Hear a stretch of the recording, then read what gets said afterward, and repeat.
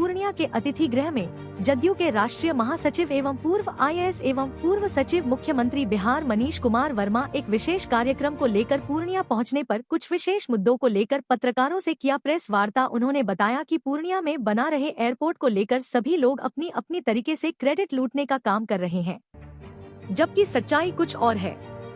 और वर्मा जी ने कहा कि पूर्णिया एयरपोर्ट सीमांचल वासियों को बहुत जल्द सपना होगा साकार। देखिए, पूर्णिया में जो एयरपोर्ट का मामला था, जब मैं यहाँ पर DM हुआ करता था उस समय भी चर्चा हो रही थी कि एयरपोर्ट होना चाहिए, और उस समय जो है इसके जो कोटिंग था उसको बदलने की बात हो रही थी कि पहले इसका ये हो जाए। तो उस समय से भी बात हुई थी, तो राज्य सरकार पहले ही से मन बनाई हुई थी कि पूर्णिया में एयरपोर्ट होना चाहिए। माननीय मुख्यमंत्री जी कई बार पूर्णिया आते थे, उस एयर स्ट्रिप पे लैंड करते थे और लोगों की जन भावना से वो परिचित थे। तो राज्य सरकार ने पूर्व से ही डिसाइड करके, जब राज्य में कई एयरपोर्ट की बात हुई तो दरभंगा एयरपोर्ट के साथ ही पूर्णिया एयरपोर्ट भी हो जाए, इसके लिए प्रयास कर रहे थे। और माननीय नेता नीतीश कुमार जी के प्रयासों से, उनके अनुरोध पे केंद्र सरकार ने पूर्णिया में एयरपोर्ट सैंक्शन किया, और इसके लिए जमीन वमीन का सब बहुत पहले से अधिग्रहण की कार्रवाई हुई। आप जान रहे हैं कि अधिग्रहण की कार्रवाई हुई, और अधिग्रहण की प्रक्रिया में एक गलती हुई जिसके कारण मामला कोर्ट में चला गया। और मैं भी उस समय पटना में माननीय मुख्यमंत्री जी का सचिव था, जो इस कोरोना काल में DM उस समय थे राहुल जी। कई बार उनसे संपर्क करने की कोशिश की। प्रदीप जी जब DM थे तो उस समय ये प्रक्रिया आरंभ हुई, और उसके बाद राहुल जी जब DM थे तो उनसे बात करके, एडवोकेट जनरल से बात करके कैसे इस जमीन को बाहर निकाला जाए, मैं ही उनसे संपर्क किया, और ज़मीन को कैसे एक्विजिशन प्रॉपरली हो जाए। तो फ्लिमजी ग्राउंड था, कोर्ट ने उसको ख़त्म कर दिया, प्रोसेस ठीक कर दिया गया और एक्विजिशन हो गया। अब उस पर जो है टेंडर भी हो गया है। अब धीरे धीरे काम चल करके जो भी प्रक्रिया पूरी करके एयरपोर्ट तो बन गया, निर्णय हो गया है। अब बनने में जो समय लगे उसमें भी तो कुछ समय लगता है, समय लगेगा, हो जाएगा।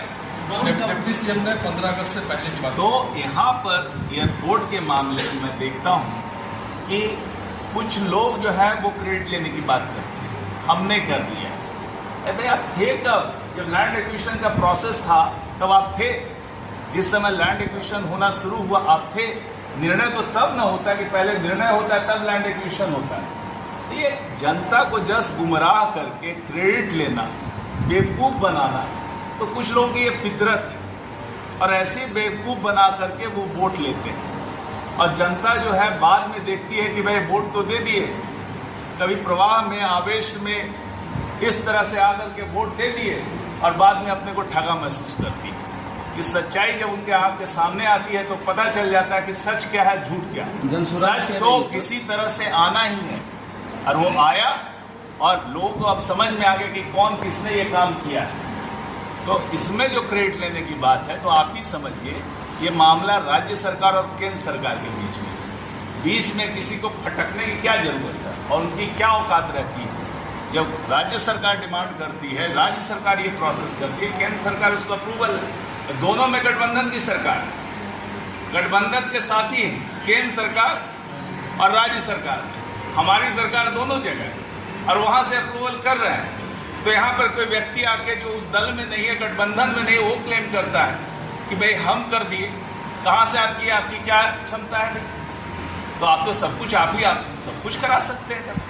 बिना आप गठबंधन में, बिना सरकार में रहे हुए आप करवा सकते हैं। आश्चर्य का विषय, ये लोगों को खुद ही जज करना है। दोनों सरकारें एक ही हैं। गठबंधन की सरकार केंद्र में है, अभी भी हम यहाँ पर राज्य में है NDA गठबंधन की सरकार। उसके सरकार के निर्णय के अनुसार यहाँ पे एयरपोर्ट बन रहा है, और एयरपोर्ट बन रहा है उसमें कोई दूसरा जाकर के कह रहा है कि हम बनवा रहे हैं। तो ये तो बड़ी अच्छी बात है ना। तो ऐसे तो कई लोग कहते हैं कि हम बनवा रहे हैं, तो उनका जो है जनता खुद निर्णय लगेगी क्या कर रहा है वो, कैसे मूर्ख बनाया जाता है। तो मूर्ख बनाने की पराकाष्ठा है सर। फैसला नहीं हुआ है, जो होना है वो एक बार अनाउंस हो जाएगा, आपस में गठबंधन में बातें तय हो जाएगी, और उसके बाद फैसला। तेज प्रताप को लेकर के सियासत तेज हो गई है और उन्हें लालू जी अपने घर और पार्टी दोनों से निकाल दिए हैं, जबकि कई अब सियासत काफ़ी गंभीर होती जा रही है। क्या कहेंगे इस पर? देखिए, मुझे तो लगता है कि फैमिली का मामला था और उनके परिवार में क्या होता है ये बात सबको पता थी। चाहे लालू जी हों चाहे तेजस्वी जी हों, ये परिवार का मामला है। जब ये सारे मामला जो है लोगों के नज़र में, परिवार के नज़र में थी, और जब ये चीज़ मीडिया के नज़र में आ गई, लोगों के नज़र में आ गई, उन्होंने ये कर दिया, वायरल कर दिया, तो उस पर कार्रवाई करने का नाटक किया। अब कार्रवाई जो कर रहे हैं तो ये इसमें भी राजनीति मुझे दिख रही है। तो मुझे लग रहा है कि एक बेटे की बलि दे करके दूसरे बेटे को मजबूत किया जा रहा है। ये कौन सी राजनीति में, कौन सा परिवार है जो परिवार क्या दुहाई देते हैं और उसमें जो है एक को करने के लिए, मजबूत करने के लिए, दिखावा करने के लिए कि बलि दी जा रही है।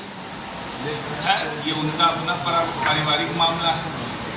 मैंने तो सुना है कि पार्टी से निष्कासित किया जाता है, मैंने आज तक नहीं सुना किसी को परिवार से निष्कासित किया जाता है। परिवार का जो बेटा होता है, बेटा से कौन निष्कासित कर सकता है? तो ये जो स्टेटमेंट है परिवार से निष्कासित किया गया, ये निरर्थक चीज़ है। हाँ, पार्टी से निष्कासित हो सकते हैं और उनके, ये पार्टी का उनका अंदरूनी मामला है, वो क्या करते हैं। लेकिन जो नैतिकता का पाठ जनता को पढ़ा रहे हैं, इतने वर्षों से उन्होंने कितने अनैतिक काम किए हैं।